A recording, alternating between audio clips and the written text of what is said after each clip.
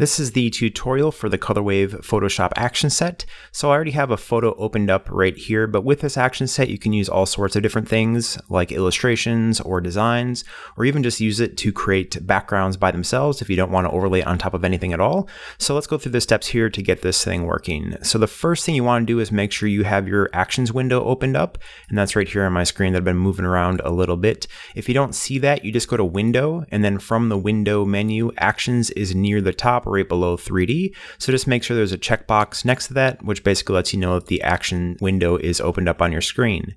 And from the actions window, what we want to do now is load up the action set. So make sure at this point that you've already downloaded the product itself and unzipped the folder, because inside that folder that you've unzipped, there will be a file called Colorwave-Actions, and then it will be a .atn file. So from this actions menu, there's a little menu called a hamburger menu that looks like 4 lines. Just click that. And from that, we want to go down until we see the load action button, which is sort of near the middle, and you want to click on load actions right here. And this will default to the actions folder inside your Photoshop installation. So you can either move the action into this folder if you want to load it from here, or just navigate to wherever you have the action saved. So in this case, I have that action file saved in a different folder right here. But like I said before, colorwave-actions.atn. So click on that and then just hit the load button at the bottom.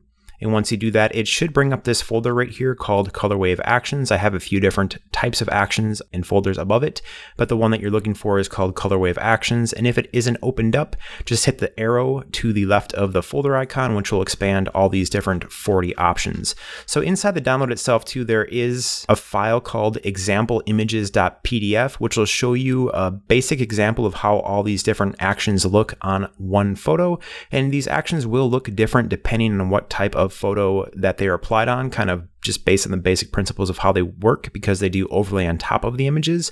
But just find one that you think looks pretty good, and then once you've found one that you want to run on top of your image, you can go ahead and select that. So for this particular photo, I know that soft sunlight works well, so just click on that inside your action window right here, and when it is selected, you can hit the play button at the bottom and just hit that play button, which will run this action, and it'll basically ask you, do you want to convert to smart object or rasterize? You can go ahead and hit convert to smart object, and then as you can tell, it very quickly ran this action. And inside the layers palette right here, there's a folder called soft sunlight that I can either expand or close, and I can also hit the eyeball icon to the left of it to turn on and off this effect. So as you can see right here, it doesn't do anything to the photo itself, it just overlays on top of it, and then it can be turned off or removed later on if you want to do that. And if you want to go inside this particular gradient fill, you just double click on the image of the gradient itself to the left of the type. So just go ahead and double click on that, which will then open up this window with the gradient fill itself, where you can click on that inside the layers window.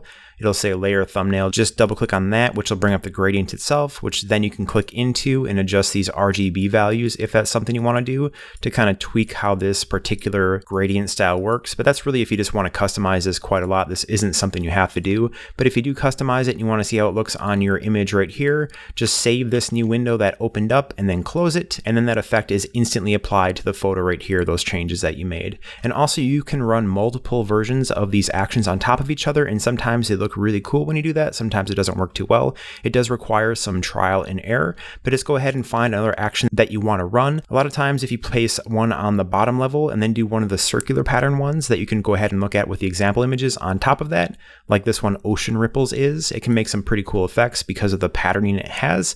So I'm gonna go ahead and run this action and convert that to smart object. And then as you can tell, when it ran here, you can see some of those circular waves running on top of this image, which makes for a pretty cool effect. And it also does some kind of neat things to the overall way the colors look and interact with each other. And also, as another way to use these actions, if you want to do it this way, is if I turn off my image in the background, right here, you can see how these look on a blank background. So it's kind of a cool effect. And if I turn off the ocean ripples and have just this one by itself, you can see how that looks. And if I go ahead and run only the ocean ripples on top of that, you can see how that looks. So it is a pretty cool effect to run these just by themselves to use as a background image or something like that.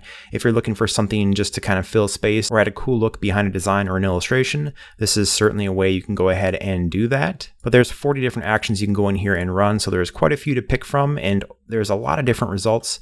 So it's kind of fun to go in here and just see how these look overlaid on top of given images and really figure out which ones work the best on particular photos, designs, or illustrations. And also, if you have that folder selected where that action has run, if you think it looks a little bit too harsh, you can go ahead and knock down the opacity a little bit to make it a little bit less apparent. Alternatively, a lot of these base ones, like this one's called Unicorn, if I go down to the bottom here, there's soft versions of all these. So if I go to Soft Unicorn and run that, it'll go ahead and run an action which will have a much more subdued effect. So if I turn back on Unicorn here and make the opacity 100%, you can see how that looked. And then if I go ahead and turn that off, the visibility off, and then turn Soft Unicorn on, you can see it has a very similar look, but a much more subdued appearance, which is often really helpful if you want the effect, but you don't want it to be too overpowering to the image that you're working with.